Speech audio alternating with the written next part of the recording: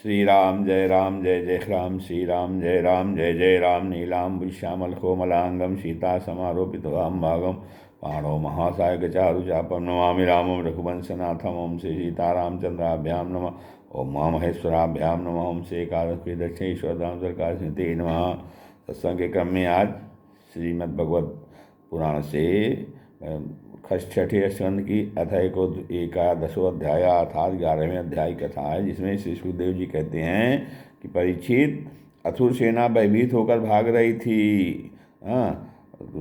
वृत्तासुर की वीरवाणी और भगवत प्राप्त के संबंध में है कि श्री सुखदेव जी कहते हैं कि परीक्षित, असुर सेना भयभीत होकर भाग रही थी। उसके सैनिक इतने अचेत हो रहे थे कि उन्होंने अपने स्वामी के धर्मानुकूल वचनों पर भी ध्यान न दिया।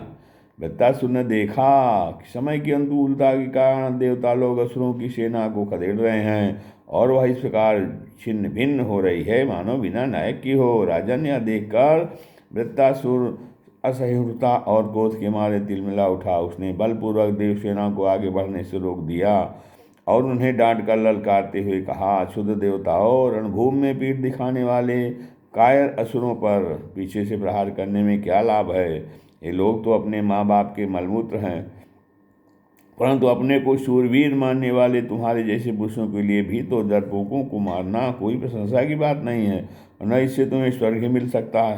यदि तुम्हारे मन में युद्ध करने की शक्ति और उत्साह है तथा अब जीवित रहकर विषय सुख भोगने की लालसा नहीं है, तो क्षण भर मेरे सामने डट जाओ और युद्ध का मजा चख लो। परीक्षित, वृत्तासुर बड़ा बली था। वह अपने डील दौड़ से ही शत्रु देवताओं को भयभीत करने लगा। उसने क्रोध में भरकर इतने जोर का सिंहनाद किया कि बहुत से लोग तो उसे सुनकर ही अचेत हो गए।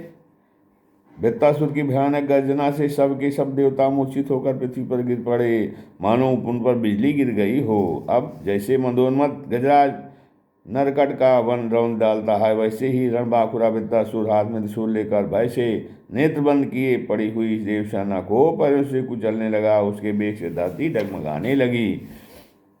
वज्रपाणी देवराज इंद्र उसकी यह करतूत सह न सके। जब वह उनकी ओर झपटा तब उन्होंने और भी चिढ़कर अपने शत्रु पर एक बहुत बड़ी गदा चलाई। अभी वो अक्षय गदा वृत्तासुर के पास पहुंची भी न थी कि उसने खेली खेल में बाएं हाथ से उसे पकड़ लिया। राजन, परम पराक्रमी वृत्तासुर ने क्रोध से आग बबूला होकर उसी गदा से इंद्र के वाहन ऐरावत के सिर पर बड़े जोर से गरजते हुए प्रहार किया। उसके इस कार्य को सभी लोग बड़ी प्रशंसा करने लगे। वृत्तासुर की गदा के आघात से ऐरावत हाथी वज्राहत पर्वत के समान तिलमिला उठा।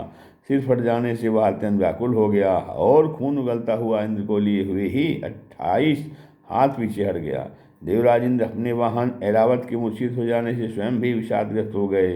यह देखकर युद्ध धर्म के मन पर वृत्तासुर ने उनके ऊपर फिर से गदा नहीं चलाई। तब तक इंद्र ने अपने अमृत स्वाभी हाथ के अस्त्र से घायल ऐरावत की व्यथा मिटा दी और वे फिर रणभूमि में आटे। परीक्षित, जब वृत्तासुर ने देखा कि मेरे भाई विश्वरूप का वध करने वाला शत्रु इंद्र युद्ध के लिए हाथ में वज्र लेकर फिर सामने आ गया है, तब उसे उनके उस क्रूर पाप कर्म का स्मरण हो आया और वह शोक और मोह से युक्त हो हंसता हुआ उनसे कहने लगा। वृत्तासुर बोला, आज मेरे लिए बड़े सौभाग्य का दिन है कि तुम्हारे जैसा शत्रु, जिसने विश्वरूप के रूप में ब्राह्मण अपने गुरु एवं मेरे भाई की हत्या की है, मेरे सामने खड़ा है। अरे दुष्ट, अब शीघ्र से शीघ्र मैं तेरे पत्थर के समान कठोर हृदय को अपने सूर्य से विदीर्ण करके भाई से ऋण होऊंगा। रहा यह मेरे लिए कैसे आनंद की बात है। इंद्र, तूने मेरी आत्मवीरता और निष्पाप बड़े भाई के, जो ब्राह्मण होने के साथ ही यज्ञ में दीक्षित और तुम्हारा गुरु था, विश्वास दिलाकर तलवार से तीनों सिर उतार लिए। ठीक वैसे ही जैसे स्वर्गकामी निर्दय मनुष्य यज्ञ में पशु का सिर काट डालता है। दया, लज्जा, लक्ष्मी और कीर्ति तुझे छोड़ चुकी हैं। तूने ऐसे ऐसे नीच कर्म किए हैं जिनकी निंदा मनुष्यों की तो बात ही क्या, राजा तक करते हैं। आज में मेरे त्रिशूल से तेरा शरीर टूक टूक हो जाएगा, बड़े कष्ट से तेरी मृत्यु होगी। तेरे जैसे पापी को आग भी नहीं जलाएगी, तुझे तो गीध नोच नोच कर खाएंगे। ये ज्ञानी देवता तेरे जैसे नीच और क्रूर के अनुयायी बनकर मुझ पर शस्त्रों से प्रहार कर रहे हैं। मैं अपने तीखे त्रिशूल से उनकी गर्दन काट डालूंगा और उनके द्वारा गणों के सहित भैरवादि भूतनाथों को बल चढ़ाऊंगा। वीर इंद्र, यह भी संभव है कि तू मेरी सेना को छिन्न भिन्न करके अपने बल से मेरा सिर काट ले। तब तो मैं अपने शरीर की बलि पशु पक्षियों को समर्पित करके कर्णबंधन से मुक्त हो महापुरुषों की चरणरज का आश्रय ग्रहण करूँगा।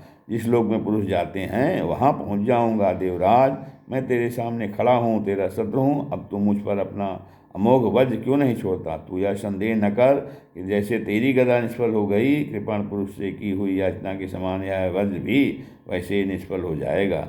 इंद्र, तेरा यह वज्र श्रीहरि के तेज और दधीच ऋषि की तपस्या से शक्तिमान हो रहा है। विष्णु भगवान ने मुझे मारने के लिए तुझे आज्ञा भी दी है, इसलिए अब तू उसी वज्र से मुझे मार डाल। विष्णु भगवान ने मुझे मारने के लिए तुझे आज्ञा भी दी है, इसलिए अब तो उसी वजह से मुझे मार डाल, क्योंकि जिस पक्ष में भगवान श्री हरि हैं उधर ही विजय, लक्ष्मी और सारे गुण निवास करते हैं। सुरेश कस्मान हिनो शिवज्रम पुरा स्थिति वैरिणी मह्य मोघम माँ संशयिष्ठा नगदेव वज्रम स्या निष्फलम कृपणाथे हो याचा। तो इंद्र, तेरा यह वज्र श्रीहरि के तेज और दधीच की तपस्या से शक्तिमान हो रहा है। विष्णु भगवान ने है, क्योंकि विष्णु भगवान ने मुझे मारने के लिए तुझे आज्ञा भी दी है, इसलिए तू अब तो उसी वज्र से मुझे मार डाल, क्योंकि जिस पक्ष में भगवान श्री हरि हैं उधर ही विजय, लक्ष्मी और सारे गुण निवास करते हैं। देवराज, भगवान शंकरषण की आज्ञा अनुसार मैं अपने मन को उनके चरण कमलों में लीन कर दूंगा। तेरे वज्र का वेग मुझे नहीं, मेरे विषय भोग रूप फंदे को काट डालेगा और मैं शरीर त्याग कर मुनिजनोचित गति प्राप्त करूँगा। जो पुरुष भगवान से अनन्य प्रेम करते हैं उनके निजन हैं, उन्हें वे स्वर्ग, पृथ्वी अथवा रसातल की संपत्तियां नहीं देते, क्योंकि उनसे परमानंद की उपलब्धि होती ही नहीं। उनके द्वेष, उद्वेग, अभिमान, मानसिक पीड़ा, कला, दुख और परिश्रम ही हाथ लगते हैं। पुंसाम किलयकांत धियाम स्वका नाम या संपदो दिवि भूमो रसायाम नराति यद द्वेष उद्वेग आधिर मदा कलिर्व्यसनम संप्रयासः।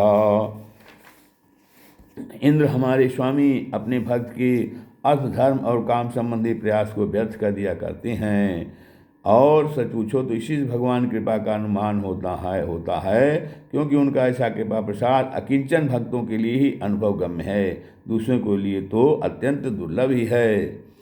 तैवर्गिकाया सविधातमस्मत् पतिर्विधत्ते पुरुषस्य शक्र तथोनुमेयो भगवत प्रसादो यो दुर्लभो कंक किंचन गोचरो अन्यैः अहम हरितव पादैक मूल दासानुदासो भवितास्मि भूयः मना स्मरेता सुपतिर्गुणास्ते गृहीत्वा कर्म करोतु कायः।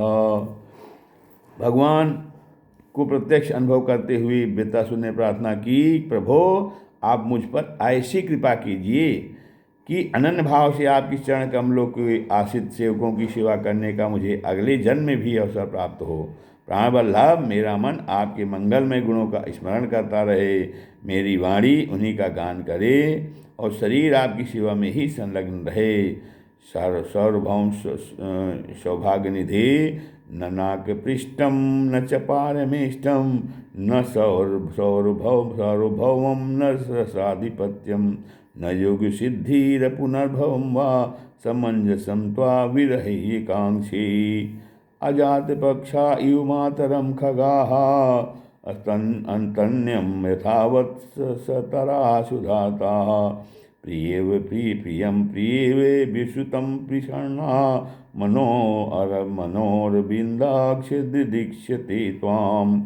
सर्व सौभाग्यमय निधे, मैं आपको छोड़कर स्वर्ग, ब्रह्मलोक, भूमंडल का साम्राज्य, रसातल का एक छत्र, राज्य, योग की सिद्धियां, यहाँ तक कि मौज भी नहीं चाहता हूँ। जैसे पक्षियों के पंखहीन बच्चे अपनी माँ की बाट जोते रहते हैं, जैसे भूखे बछड़े अपनी माँ का दूध पीने के लिए आतुर रहते हैं, और जैसे वियोगिनी पत्नी अपने प्रवासी प्रीतम से मिलने के लिए उत्कंठित रहती है, वैसे ही कमल नयन मेरा मन आपके दर्शन के लिए छटपटा रहा है। प्रभो, मैं मुक्ति नहीं चाहता, मेरे कर्मों के फलस्वरूप मुझे बार बार जन्म मृत्यु के चक्कर में भटकना पड़े, इसकी परवाह नहीं। परंतु मैं जहाँ जहाँ जाऊँ, जिस जिस योनि में जन्मूँ, वहाँ वहाँ भगवान के प्यारे भक्तजनों से मेरी प्रेम मैत्री बनी रहे। स्वामीन, मैं केवल यही चाहता हूँ कि जो लोग आपकी माया से देह गेह और स्त्री पुत्र आदि में आसक्त हो रहे हैं, उनके साथ मेरा कभी किसी प्रकार का भी संबंध न हो। इस श्रीमद्भागवते महापुराणे परमहंस्यां संहितायां स्कंदे वृत्रस्येन्द्रोपदेशो नाम एकदोषो अध्यायः। श्रीराम जय जय राम।